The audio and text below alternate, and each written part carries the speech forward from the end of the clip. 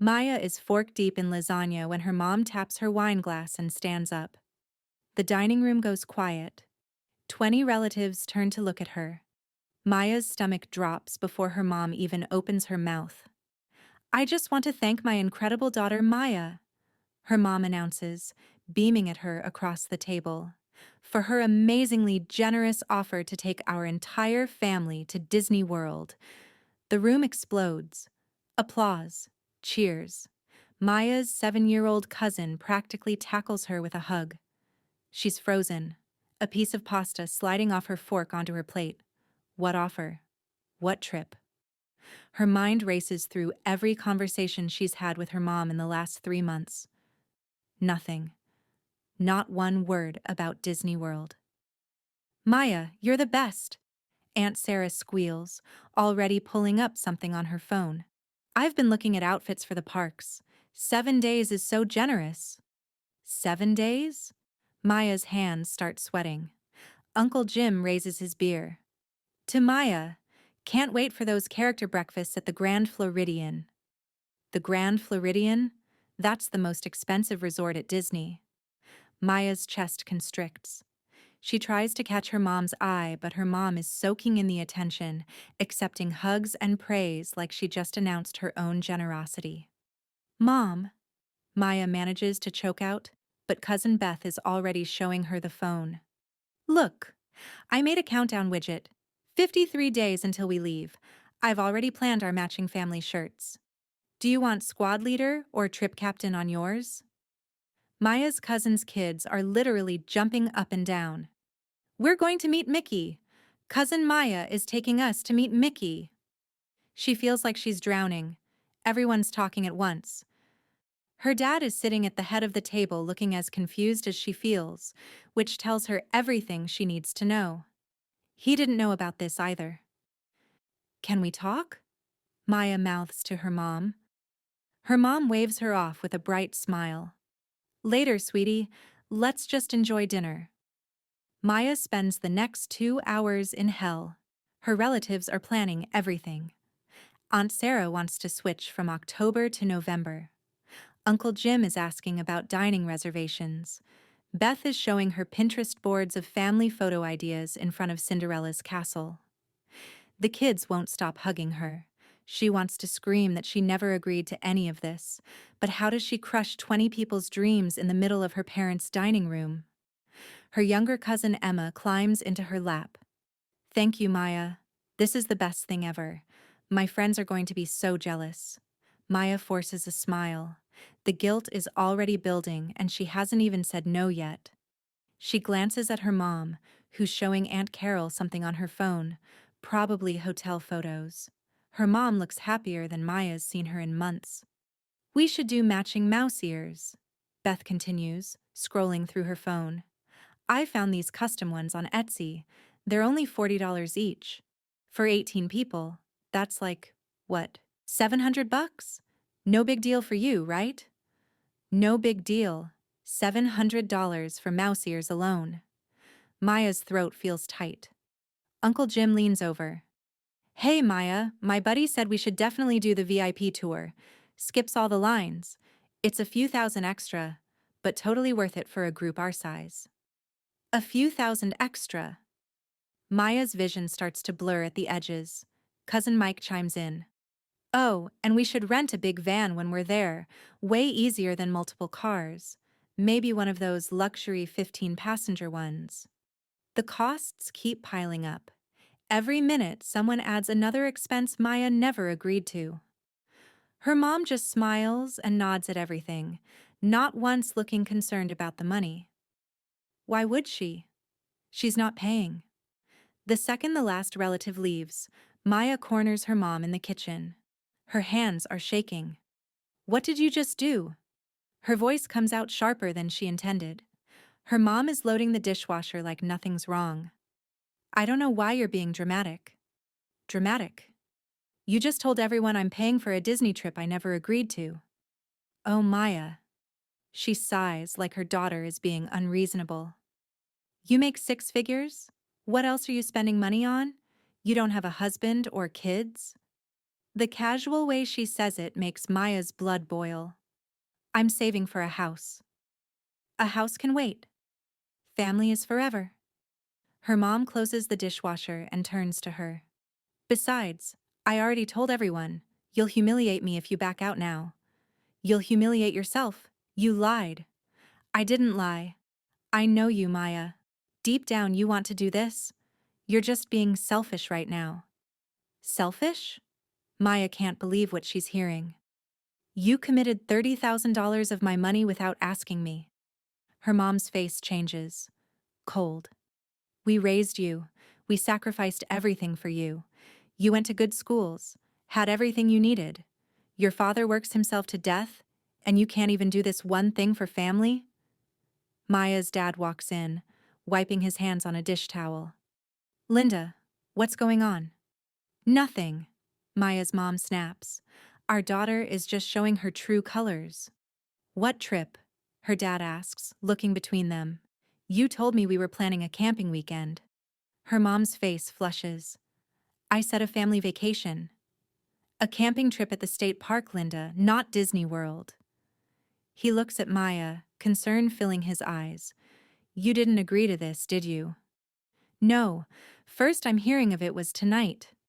Her mom slams a cabinet. The sound echoes through the kitchen. Fine. Fine. I'll tell everyone the truth. That my daughter cares more about money than family. That she's too selfish to make her nieces and nephews happy. I'm sure that'll go over great. She storms out. Maya and her dad stand in the kitchen, stunned into silence. Your mother, he starts, then stops. He sets down the dish towel and leans against the counter. She's been talking about the neighbors going on a cruise, the Hendersons. I think she's jealous. So she volunteers my money? Maya's voice cracks. He rubs his face. I'll talk to her. But Maya knows he won't get anywhere. Her mom gets an idea in her head, and reality becomes whatever she needs it to be. It's always been like this. Small things. Usually. Telling people Maya said yes to hosting Thanksgiving when she didn't. Promising Maya would bake cookies for the church sale. But this is different. This is massive. Maya drives home in a daze. Her small apartment feels suffocating when she walks in. She drops her keys on the counter and pulls out her phone.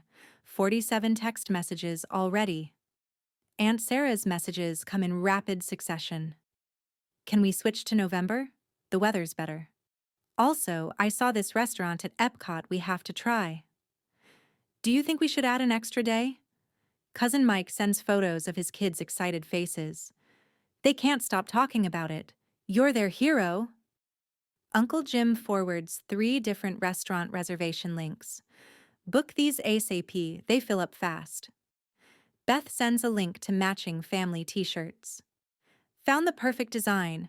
I'll order them if you Venmo me $300. And then there's one from her cousin Jessica. Hey, did you actually offer this? Seems weird. Maya stares at that message. Jessica. The only cousin who's ever questioned their aunt's stories. The only one who might understand. She calls Jessica immediately. I knew something was off. Jessica answers without even saying hello. Your mom's been weird lately. Last month she told everyone you got a huge bonus. I got a normal annual raise. She also said you wanted to give back to family because we supported you through college. Maya's jaw drops. I paid for college myself. I even paid back the $5,000 they loaned me senior year. Jessica goes quiet for a moment. Maya, I think your mom's been building up to this. Remember when she volunteered you to pay for Aunt Sarah's wedding flowers 2 years ago? Maya had. She'd forgotten until now. She'd been so embarrassed that she'd just paid the $800 rather than cause a scene at the bridal shower. This is a pattern, Jessica says softly. They talk for over an hour. Jessica tells her things that make Maya's stomach turn. Their mom told different people different things about this Disney trip. She told Aunt Sarah that Maya had won money in some kind of settlement. She told Uncle Jim that Maya got a massive promotion and wanted to celebrate with family. She even told the kids that Maya had promised them at Christmas, which is a complete lie. Maya wasn't even at Christmas dinner this year. She was working. She's been setting this up for weeks, Jessica explains. I heard her on the phone with Aunt Carol talking about hotel options over a month ago. She's been planning this whole thing. Maya can't sleep. She lies in bed staring at the ceiling until 2 in the morning, then gives up and pulls out her laptop. She starts calculating, and each number makes her feel sicker. Flights for 18 people from Chicago to Orlando in October, $7,200, and that's if she books economy. The Grand Floridian Resort for 7 nights, needing at least 4 rooms to accommodate everyone, $12,600, and that's the base rate. Park hopper tickets for everyone for 7 days, $6,300. The dining plan her mom mentioned to Uncle Jim, another $4,000. Food, souvenirs, the mouse ears Beth wants, the VIP tour Uncle Jim suggested, the character breakfast, the princess makeover, at least another $6,000. Total, $36,100. Maya pulls up her savings account. $35,000. Every single penny she's saved for a house down payment. 3 years of careful budgeting, taking on side projects, saying no to trips with friends, skipping brunches and concerts and weekends away. 3 years of sacrifice for her own dream. Gone in 1 week if she agrees to this. Her phone buzzes. A text from her mom. I know you'll do the right thing. You always do. Love you. Maya stares at those words. The manipulation wrapped in affection. The assumption that the right thing means bankrupting herself for everyone else's vacation. She doesn't sleep at all. The next morning, Maya is exhausted when Aunt Sarah calls at 8:30. Maya, good morning. Listen, I was thinking about the trip. Maya's pulse quickens. Yeah? Is there any way we could upgrade our room? The kids would absolutely love a theme park view. They've never experienced anything like this before. Maya is silent. She wants her to spend even more money? Hello? Maya? Are you there? Aunt Sarah, I need to tell you something.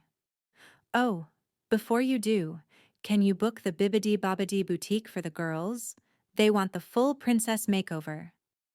I looked it up, and it's only $200 per child. For both girls, that's just $400. Totally reasonable. Just $400. Maya's hands start to shake. I never agreed to this trip. Silence. Complete silence. Then, what? I never offered to take everyone to Disney. Mom made it up. Don't be ridiculous. Your mom wouldn't lie. Why would she lie about something like this? I don't know why she did it, but I'm telling you the truth. I never agreed to pay for this trip. Her aunt's voice turns ice cold. Your mother sacrificed everything for you. Everything. Do you have any idea what she gave up to raise you? And you can't do this one thing? It's just money, Maya. Family is forever. My kids have never been to Disney World. They've never had anything like this. Do you know what you're taking away from them? I'm not taking anything. I never gave it. You're breaking their hearts. Those little girls worship you, and you're going to crush them over money? I hope you can live with yourself. She hangs up. Maya stands in her kitchen, phone still pressed to her ear, listening to the dial tone. 2 minutes later, her phone rings again. Uncle Jim. She answers. Maya, Sarah just called me crying. What's going on? She explains again. Uncle Jim listens at least. He doesn't interrupt. Wow, he says when she finishes. That's a lot of money. It would wipe out my savings. Look, I get it. But the kids are really excited. Is there any way you could maybe just cover part of it? Like just the tickets or something? No, Uncle Jim. I'm not paying for any of it. I never agreed to it. He sighs. This is going to cause a lot of problems, Maya. Mom caused the problems when she lied. He hangs up, not angry like Aunt Sarah, but disappointed. Somehow that feels worse. Then Cousin Beth calls. Then Aunt Carol. Then her mom's friend from church who isn't even going on the trip, but wants to tell Maya how disappointed she is. Each call feels like a weight added to Maya's chest. The family group chat explodes. Maya watches her phone light up with message after message. She opens the chat and scrolls through. Aunt Sarah. I can't believe this. Those poor children. Beth. I already bought the countdown widget app. This is so humiliating. Uncle Jim. Let's all take a breath and talk this through. Cousin Mike. My kids cried when I told them it might not happen. Her mom. I'm so disappointed. I thought I raised you better than this. But then Jessica posts. Guys. Maya never agreed to this. My aunt needs to apologize for putting her in this position. Aunt Sarah replies immediately. Stay out of this, Jessica. This doesn't concern you. Jessica.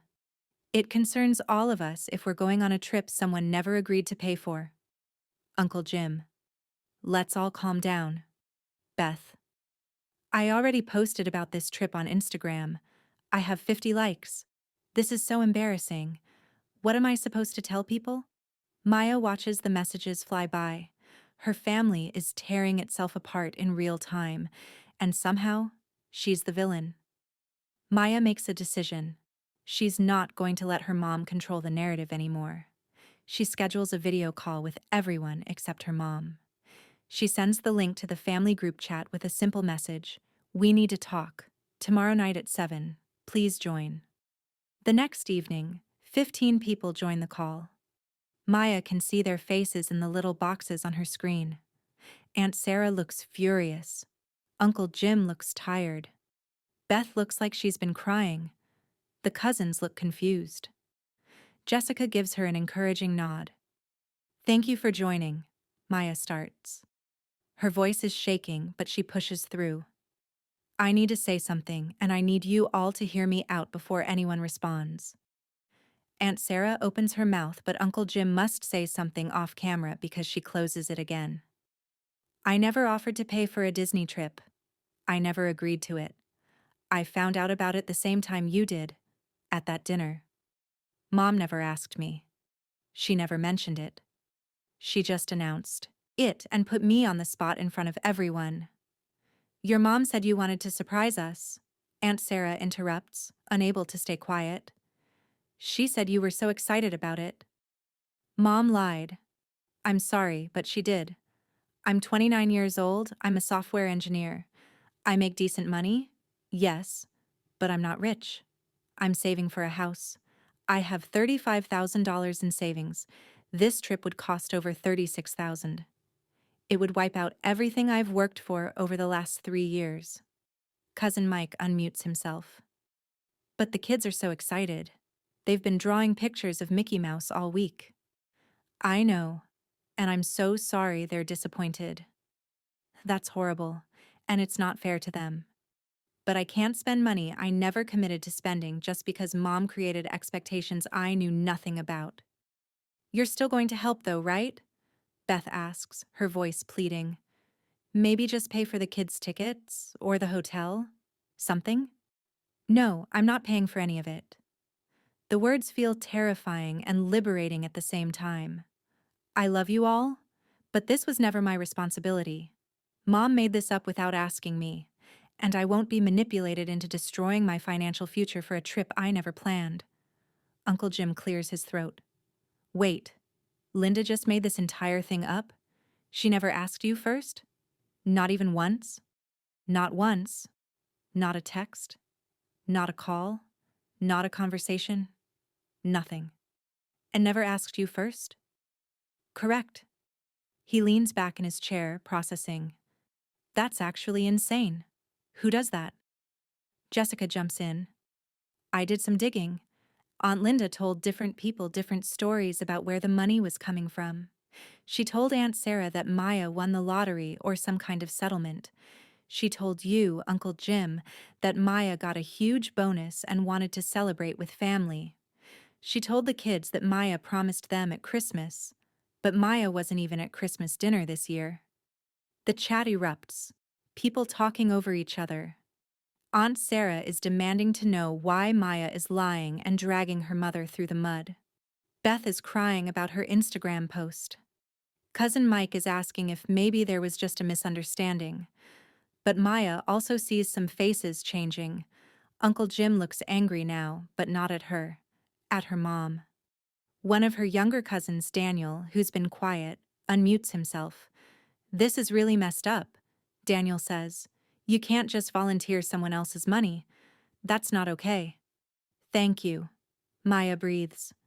But Aunt Sarah isn't having it. "Your mother has done everything for this family, everything. She hosts every holiday. She takes care of everyone. She deserves this vacation, and you're ruining it because you're selfish with money." "Mom deserves a vacation," Maya says carefully, "but she doesn't deserve to steal from me to get it. And that's what this is. She committed my money without permission." The call devolves into chaos.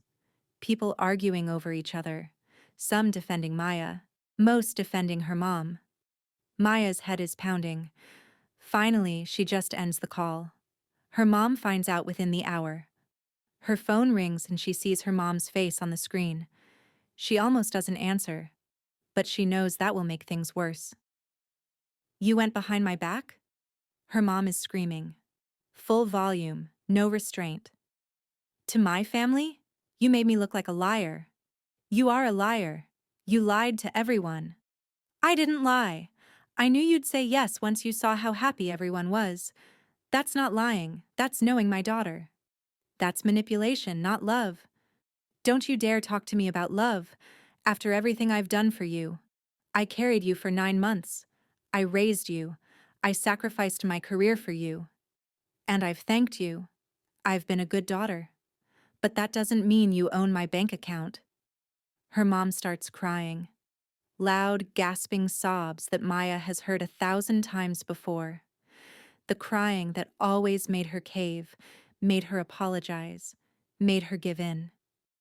"After everything I've done for you," her mom chokes out between sobs. "After all the sacrifices, after all the times I put you first, this is how you repay me? By humiliating me in front of the whole family?" Maya feels the familiar guilt creeping in. The urge to fix it, to make her mom happy, to just pay the money and make this nightmare go away. It would be so easy. Just say yes. Just drain the account. Just give up the house dream for a few more years. But something in her has shifted. She thinks about the spreadsheet. The 3 years of saving. The side projects she took on weekends when she was exhausted. The trips she said no to. The clothes she didn't buy. The brunches she skipped. Every sacrifice she made for her own future. "Mom, if you ever commit my money again without asking, I'll go low contact. I mean it." Her mom gasps like Maya just slapped her. "You'd abandon your own mother?" "I'd protect myself from being manipulated. There's a difference. You're heartless. I don't even know who you are anymore. I'm someone with boundaries, and you need to respect them." Her mom makes a sound like a wounded animal and hangs up. Maya stands in her apartment, phone still in her hand, shaking from head to toe. For 2 weeks, her mom doesn't speak to her. The family group chat splits into 2. Maya isn't added to the second one, but Jessica screenshots some of the messages and sends them. They're calling Maya selfish, greedy, heartless. Aunt Sarah started a prayer chain asking God to soften Maya's heart. Beth posted a vague Instagram story about fake family members, but then her dad calls. His voice sounds older than she remembers. "Your mother's agreed to go to therapy. I told her it's non-negotiable." Maya almost drops her phone. Really? Really? This isn't the first time she's done something like this. Smaller things, but this was too far. The wedding flowers, volunteering you to cater that baby shower, telling people you'd donate to causes you never agreed. 2. I've been enabling her and I'm sorry. I should have stood up to her sooner. Maya starts crying. Thanks, Dad. I'm proud of you for setting boundaries. That took guts. 3 weeks after the disaster dinner, Maya's mom texts. Coffee? They meet at a cafe near her parents' house. Her mom looks tired. There are dark circles under her eyes. She stirs her coffee for a long moment before speaking. Maybe I got carried away. It's not an apology. Not really. But it's the closest her mom has ever come. You can't do that again, Mom. Ever. I know. She stirs her coffee some more. My therapist says I have control issues and some kind of narcissistic tendencies. She used a lot of words I didn't like. Are you going to keep going to therapy? Your father says I have to. And honestly, some of what she says makes sense. I don't like it, but it makes sense. They sit in silence for a while. It's not comfortable, but it's not awful either. Maya makes a decision. I want to do something for you and Dad, something I can actually afford, that I'm choosing to give. Her mom looks up, hope in her eyes. A weekend trip, just you and Dad. 3 days at that beach town you like. I'll book a nice hotel and give you spending money for restaurants. My budget is $1,200. That's what I can afford without hurting my savings goals. Her mom's eyes fill with tears. Real tears this time, not manipulative ones. You'd still do that? After everything? You're my mom. I love you. But we need boundaries. Her mom reaches across the table and squeezes her hand. Thank you. 6 months later, Maya closes on a townhouse. It's small, but it's hers. Her down payment stayed intact. She has a mortgage she can afford and a guest room she's already decorating. Some family members have come around. Uncle Jim apologized, admitting he got caught up in the excitement and didn't think about what he was asking. A few cousins, including Daniel and 2 others, reached out wanting to plan trips where everyone splits costs equally. Jessica and Maya are closer than ever, talking every week. Some relatives still don't talk to her. Aunt Sarah unfollowed her on all social media and doesn't come to family events if Maya is there. Beth still posts passive-aggressive things about loyalty and fake family members. Cousin Mike's kids apparently ask about Disney sometimes, and he lets Maya know about it, like it's her fault they're disappointed. But Maya learned something crucial. She can love her family and still have boundaries. She can be generous without being a doormat. She can say no without being selfish. No one can volunteer her money but her. Not even her mother. Her mom still goes to therapy. They have coffee once a month. Their relationship will never be what it was. But maybe it's becoming something more honest. Maya stands in her new townhouse, looking around at the space she earned, and feels something she hasn't felt in years. Peace. If this story resonated with you, hit that subscribe button because we share real family drama stories every week. Drop a comment telling us if you think Maya did the right thing, and smash that like button if you've ever had family assume you'd pay for something without asking. Have you ever been put on the spot for money you never offered? Share your story in the comments below. Trust me, your story can't be crazier than this one. And remember, setting boundaries isn't selfish, it's survival.